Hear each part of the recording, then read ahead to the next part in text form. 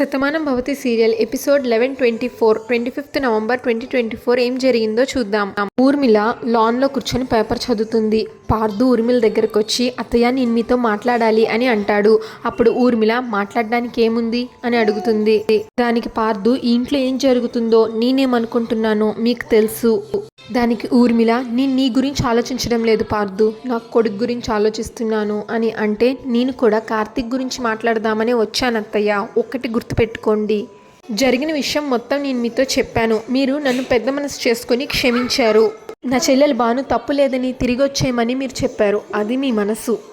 మరి అలాంటి మీ మనసు ఇప్పుడెందుకు మారిందో నాకు అర్థం కావట్లేదు అని పార్దు అంటుండగా నీలిమ ఇంట్లో నుంచి బయటికి వస్తుంది. అప్పుడు ఊర్మిళ నువ్వు దేని గురించి మాట్లాడాలనుకుంటున్నావో నాకు అర్థమైంది, దాని గురించి మాట్లాడడానికి ఏమీ లేదు అని అర్థం చేసుకుంటే మంచిది అని అంటే పార్దు మీరు నీలిమకి కార్తిక్కి పెళ్లి చేయాలనుకోవడం తప్పు. అది నా చెల్లెల స్థానం. ఈ ఇంట్లో ఆ స్థానం తనకి మాత్రమే ఉండాలి. కార్తిక్ కూడా అదే మాట చెప్పాడు. కార్తిక్ మనసులో భానుకి ఎంతో గొప్ప స్థానం ఉంది.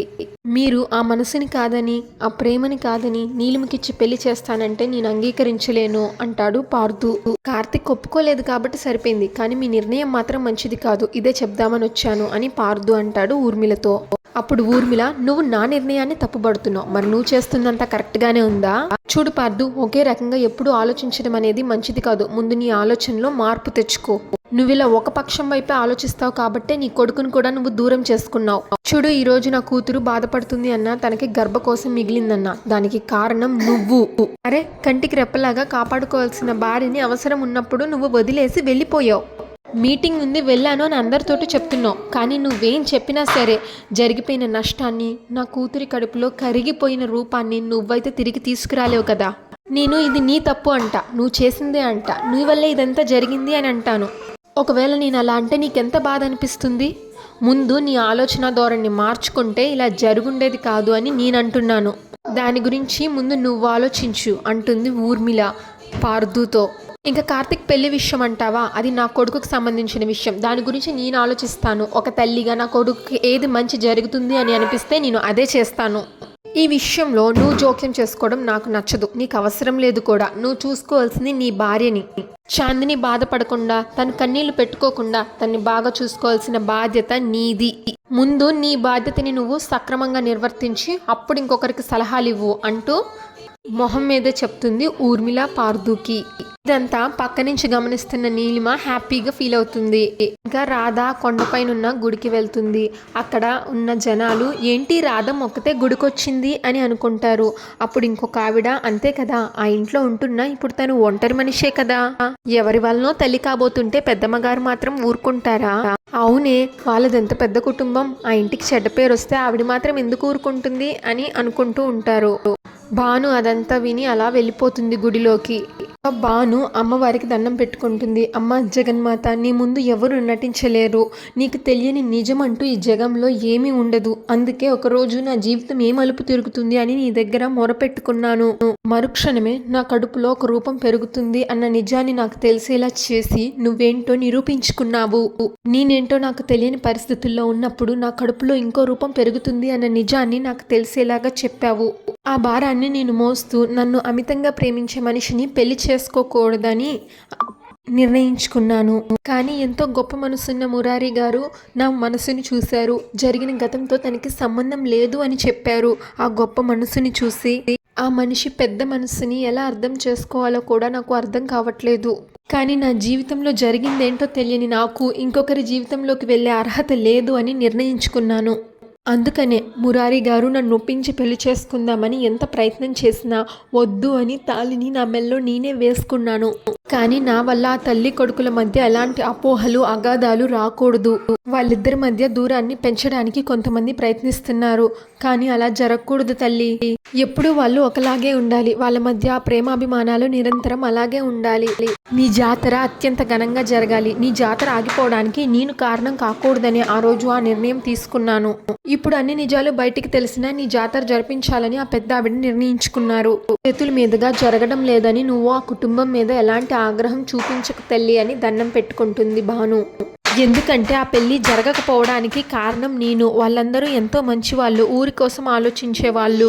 ఈ ఊరిని కాపాడే చల్లని తల్లివి నువ్వు. ఈ జాతర జరిపించుకొని ఊరిని కాపాడేలాగా చూడు అని అంటుంది. ఏ దిక్కు లేని వాళ్ళకి దేవుడే దిక్కంటారు. అందుకే నా గతం ఏంటో నాకు చెప్పు. నేను ఎక్కడి నుంచి వచ్చానో నాకు చూపించు. అసలు నేనెవరిని అని తెలుసుకునే ప్రయత్నంలో పురోగతి చూపించు తల్లి అని దండం పెట్టుకుంటుంది. ప్రపంచంలో నువ్వు తప్ప నాకు ఇంకెవ్వరూ సహాయం చేయలేరు, అందుకే నిన్ను వేడుకుంటున్నా తల్లి అని దండం పెట్టుకుంటుంది.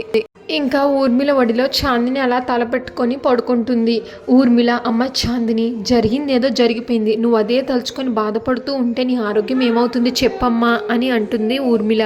అప్పుడు చాందిని, ఈ ప్రపంచంలో అన్నింటికంటే ఆనందమైన విషయం ఏంటో తెలుసా మమ్మీ? ఇలా అమ్మ ఒడిలో తలపెట్టి పడుకోవడం. నువ్వు ఇలా ఓదారుస్తూ ఉంటే నాకు ఎంత సంతోషంగా ఉంటుందో నువ్వు ఊహించలేవు. నేను కూడా అమ్మనవ్వాలనుకున్నాను కదా, నా బిడ్డని నా ఒడిలో పడుకోబెట్టుకోవాలనుకున్నాను మమ్మీ. అవన్నీ ఒక్కసారిగా మాయమైపోయాయి అంటూ ఏడుస్తుంది చాందిని. కళ్ళలో నుంచి ఒక్కసారిగా మెలకు వచ్చినట్టుగా నేను అమ్మనవ్వాలి అనుకున్న ఆశ ఒక్కసారిగా కూలిపోయింది మమ్మీ. అది తలుచుకుంటే చాలా బాధేస్తుంది అని ఏడుస్తుంది. దానికి ఊర్మిళ, నాకు తెలుసమ్మా, గర్భశోకం ఎంత బాధగా ఉంటుందో అనుభవించినటువంటి నాకు తెలుసు అని అంటుంది. నా కూతురికి అలాంటి పరిస్థితి వస్తుంది అని నేను ఊహించలేకపోయాను. కానీ ఏం చేస్తామమ్మా, మన చేతుల్లో ఏమీ లేదు కదా. అందుకే ధైర్యం తెచ్చుకో, నీ ఆరోగ్యాన్ని నువ్వు చూసుకో అని అంటున్నాను. ఇంకా పక్క నుంచి వచ్చి నీలిమ చూస్తుంది. తన మనసులో ఇలా అనుకుంటుంది నీలిమ, తల్లి కూతుర్లు ఇద్దరు మంచి సెంటిమెంట్ సీన్లో ఉన్నట్టున్నారు. ఇప్పుడే పార్థుని ప్రీతిని తీసిన ఫోటో పంపిస్తాను. అసలు నిజం ఏం బయటకు వస్తుంది, ఏం ఆరా తీస్తున్నాడో బయటకు వస్తుంది అని అనుకుంటుంది. నీలిమ తన ఫోన్లో సిమ్ని మార్చి కొత్త సిమ్ వేస్తుంది. ఆ ఫోటోని ఊర్మిళకి పంపిస్తుంది. అది చూసి ఊర్మిళ, చాందిని ఇద్దరు షాక్ అవుతారు. చాందిని, ఎవరు మమ్మీ తిను? పార్థు తను చేతులు పట్టుకొని ఉన్నారేంటి, అసలు ఏం జరుగుతుంది అని అడుగుతుంది ఊర్మిళని. అప్పుడు ఊర్మిళ, అదే తెలుసుకోవాలి, పార్థు ఈ మధ్య చాలా కొత్తగా ప్రవర్తిస్తున్నాడు. ఇద్దరికి నీ విషయంలో అంత ప్రమాదం జరిగినా కూడా నిజం చెప్పకుండా మీటింగ్ అని మనకి చెప్పాడు. ఆ మీటింగ్ ఇదేనేమో అని నాకు ఇప్పుడు అనుమానం వస్తుంది అని ఊర్మిళ అంటే, దానికి చాందిని, పార్థు ఇలాంటి వాడని నేను ఎప్పుడు ఊహించలేదు మమ్మీ అని అంటుంది. అప్పుడు ఊర్మిళ, నువ్వేం బాధపడకు, ఈ నిజాన్ని ఎలా బయటికి రాబట్టాలో నాకు బాగా తెలుసు. పార్థుని నిలదీస్తాను, అందరి ముందు నిజాన్ని బయటికి అడుగుతాను అని అంటుంది ఊర్మిళ. నీలిమ సంతోషిస్తుంది. నేను ఏదైతే అనుకున్నానో అదే జరుగుతుంది. ఆంటీకి కోపం వచ్చిందంటే పార్థుని నిలదీస్తుంది. తన బాధ్యత నిరూపించుకోవడానికైనా సరే పార్థు నిజం మొత్తం చెప్తారు. అప్పుడు దేని గురించి ఎంక్వైరీ చేస్తున్నాడో నా అనుమానాలు మొత్తం తీరుతాయి అని అనుకుంటుంది నీలిమ తన మనసులో. ఇంకా భాను ఒక్కతే అలా రోడ్డు మీద నడుచుకుంటూ వెళ్ళిపోతుంది. నీలిమ తన రూమ్లో అటు ఇటు తిరుగుతూ వెయిట్ చేస్తుంది. ఎక్కడికి వెళ్ళిపోయావు పార్థు? నీ గురించే ఇంట్లో అందరూ వెయిట్ చేస్తున్నారు, నువ్వు రాగానే నిలదీద్దామని ఆంటీ ఎదురు చూస్తుంది అని అనుకుంటుంది. ఇంకా వాసుదేవరావు తన వీల్ చైర్ని తోసుకుంటూ నీలిమ రూమ్లోకి వస్తాడు. నీలిమ నీలిమ అంటాడు వాసుదేవరావు. నీలిమ, ఏంటి అంకుల్ ఇలా వచ్చారు? పిలిస్తే నేనే వచ్చేదాన్ని కదా అని అంటుంది. పర్వాలేదమ్మా, నీతో మాట్లాడదామని వచ్చాను అంటాడు వాసు. ఏంటమ్మా, కార్తిక్ నిన్ను పెళ్లి చేసుకోను అని అన్నాడని బాధపడుతున్నావా అని అడిగితే, మనం ఎన్నో కలలు కంటాం అంకుల్, అందులో కొన్ని నిజమవుతాయి, అందులో చాలా వరకు కలలుగానే మిగిలిపోతాయి అని నీలిమ అంటుంది. అప్పుడు వాసుదేవరావు, బాధపడమాకమ్మా, ప్రతి వ్యక్తికి తన జీవితంలో మంచి రోజులు వస్తాయి, అలాగే నీ ఆశ కూడా ఫలించే రోజు తప్పకుండా వస్తుందని నేను నమ్ముతున్నాను. నా కూతురు ఇలా అకారణంగా వెళ్ళిపోవడం, కార్తిక్ ఒంటరి వాడైపోవడం, తన జీవితంలోకి నిన్ను తీసుకురావాలని చెల్లెమ్మ అనుకుంటుంది. అందుకు మేమందరం ఒప్పుకున్నాం, కానీ భాను మీద ఉన్న ప్రేమతో కార్తిక్కే ఒప్పుకోలేకపోతున్నాడు అని వాసు అంటాడు.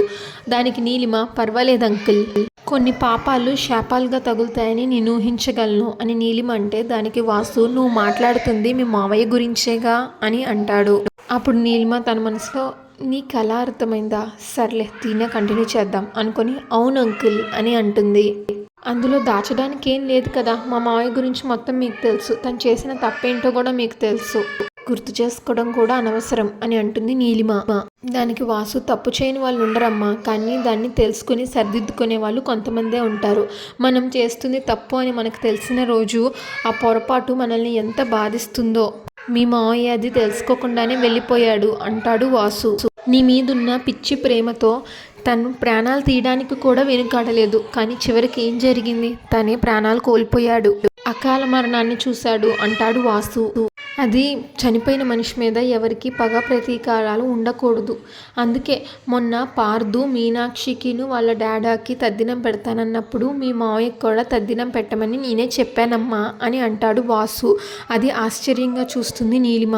మీరు చెప్పారా అని నీలిమ ఆశ్చర్యంగా అడిగితే, అవును తల్లి, అతడు ఎలాంటి వాడైనా సరే ఆత్మ పైలోకాలకి వెళ్లకుండా సంచరిస్తూ ఉండకూడదు కదా. ఆ పిండ ప్రదాన కార్యక్రమం జరిగితేనే ఆత్మకి ముక్తి లభిస్తుంది, అందుకే చేయమని చెప్పాను అని అంటాడు వాసు. తన ఆత్మకైనా శాంతి కలగాలని పార్దుతో ఆ కార్యక్రమం చేయమని నేనే చెప్పాను అంటాడు వాసు. ఇంకా జయ ఇంట్లో కంగారుగా అటు ఇటు తిరుగుతుంది. ఈలోగా సత్య వచ్చి, ఏంటమ్మా నేను నా ఫ్రెండ్ ఇంటికి వెళ్తాను అంటే కుదరదు రమ్మని చెప్పావు అని అంటుంది. అప్పుడు జయ, అసలు నీకు బుద్ధి ఉందా? మనం ఒక పెద్ద ప్లాన్ చేద్దామని అనుకున్నాం, దాని గురించి ఆలోచించడం మానేసి ఫ్రెండ్ ఇంటికి వెళ్తాను, సినిమాకి వెళ్తాను అంటావేంటి అని ఇసుక్కుంటుంది జయ. సత్య, అదేంటమ్మా అన్నీ నువ్వే చేస్తున్నావు కదా, మరి నన్నెందుకు తిడుతున్నావు అని అడిగితే, అవును అన్నీ నేనే చేస్తున్నాను, కానీ ఇదంతా ఎవరి కోసం చేస్తున్నాను? నీ కోసమే కదా, నీ జీవితం బాగుండాలనే కదా, మరి దానికి నీ సాయం కావాలి కదా అని అంటే, సరే తిట్టకు, ఏం చేయాలో చెప్పు అంటుంది సత్య. రాధని ఇంటి నుంచి పంపించాలి అని చెప్పా కదా అని జయ అంటే, అవును నువ్వైతే చెప్పావు, కానీ మావయ్య మాటలు వింటుంటే రాధ డెలివరీ అయ్యేంత వరకు ఇంటి నుంచి కదిలేలాగా అనిపించట్లేదు అని సత్య అంటుంది. నాకు భయంగానే ఉంది అని సత్య అంటే, జయ భయపడ్డంలోనే పడ్డం ఉంది, మనం పడిపోకూడదు, తెలివితేటలతో ఆ రాధని పడగొట్టాలి అని అంటుంది. అందరూ తెలుసుకునే లోపే మన పని అయిపోవాలి సత్య అని అంటే, దానికి సత్య నువ్వు చెప్తున్న మాటలు అర్థమవుతున్నట్టే ఉన్నాయి కానీ ఒక్క ముక్క కూడా అర్థం కావట్లేదు, ఏం చెప్తున్నావో అని అంటుంది సత్య. అప్పుడు జయ, ఇలా మట్టి పొరతో ఉంటే పనులేం జరుగుతాయి, కాస్త తెలివిగా ఆలోచించు అని అంటే, దానికి సత్య ఇప్పుడు ఏం చేయమంటావు, ఆ రాధని మెడపట్టుకొని బయటికి గెంటేయమంటావా అని అడుగుతుంది. అలా చేస్తే మావయ్య ఊరుకోడు, పోనీ అమ్మమ్మకి చెప్పి తిట్టి పంపించేద్దామా అంటే అమ్మమ్మ కూడా ఊరుకోదు, కొన్ని ఊరందరూ వచ్చి తన్ని పంపించేద్దాము అనుకుంటే అవకాశం కూడా లేకుండా పోయింది, ఇంకా ఎలా చెయ్యాలో నాకైతే అర్థం కావట్లేదు అని సత్య అంటుంది. దానికి జయ, నీ బుర్ర ఏంటో నాకు తెలుసు కదా, దానికి పని చెప్పకు, నేను చెప్పింది చేస్తే చాలు, ఆ రాధ ఇంట్లోంచి బయటికి వెళ్ళిపోతుంది అని జయ అంటే, అయితే తప్పకుండా చేస్తాను, ఏం చేయాలి అని అడుగుతుంది సత్య. జయ ఒక ప్లాన్ చెప్తుంది సత్యకి. ఇప్పుడు సత్య భయపడుతుంది, అమ్మ బాబోయ్ అది అసలు జరిగే పనేనా, అందరి ముందు అసలు అది అవుతుందా అని టెన్షన్ పడుతుంది. ఏ కొంచెం తేడా వచ్చినా మన పని అయిపోతుంది అని సత్య టెన్షన్ పడుతుంది. ముందే చెప్పాను కదా భయపడకు అని జయ అంటుంది. ధైర్యంగా చేయి, తెలివిగా చేయి, మనం అనుకున్నది తప్పకుండా జరిగి తీరుతుంది, నాకు చదువు రాకపోయినా ఇలాంటి తెలివితేటలకి తక్కువేమీ లేదు, ఆ రాధ తప్పకుండా ఇంటి నుంచి వెళ్ళిపోతుంది, ఇది రేపే జాతరలో జరిగి తీరాలి అని చెప్తుంది జయ సత్యకి. తప్పకుండా వెళ్ళిపోతుంది కదా, నువ్వు చెప్పినట్టే చేస్తాను అని సత్య అంటే, పంపించాల్సిన బాధ్యత నీది, కనురెప్ప మూసి తెరిచేలోపు అది ఊరి నుంచి వదిలి వెళ్ళిపోవడం తథ్యం అని అంటుంది జయ. వాళ్ళిద్దరూ మాట్లాడుకొని మొత్తం వినేస్తుంది భాను. వాళ్ళిద్దరూ అది చూసి షాక్ అయిపోతారు. ఇంకా అంతటితో ఆ ఎపిసోడ్ పూర్తయిపోతుంది. నెక్స్ట్ ఎపిసోడ్ ప్రోమోలో కుటుంబం అందరి ముందు ఊర్మిళ పార్దుని నిలదీస్తుంది. నువ్వు ఆ అమ్మాయిని రహస్యంగా కలవాల్సిన అవసరం ఏముంది, ఆ అమ్మాయితో అంత చనువుగా చేతులు పట్టుకొని మాట్లాడాల్సిన అవసరం ఏముంది అని ఊర్మిళ అడుగుతుంది. తను ఒక పోలీస్ డిపార్ట్మెంట్కి చెందిన వ్యక్తి అని పార్దు అంటాడు. అప్పుడు నీలిమ, అలాంటి వ్యక్తిని నువ్వెందుకు కలిసావు అని నీలిమ అడుగుతుంది. దానికి పార్దు, భాను చనిపోయిందని మీ అందరూ నమ్ముతున్నారు, కానీ నా చెల్లెలు బతికే ఉంది, అది నేను నమ్ముతున్నాను అంటాడు పార్దు. అందుకే తన గురించి ఎంక్వైరీ చేస్తున్నాను, ఇప్పటికే ఈ కేసులో కొంచెం పురోగతి కనిపించింది అని అంటాడు. మరో పక్కన మురారి కుటుంబం అంతా భానుతో కలిసి జాతరకి వెళ్తారు. వర్తమానం భవతి సీరియల్ రెగ్యులర్ అప్డేట్ కోసం మా ఛానల్ని సబ్స్క్రైబ్ చేసుకోండి.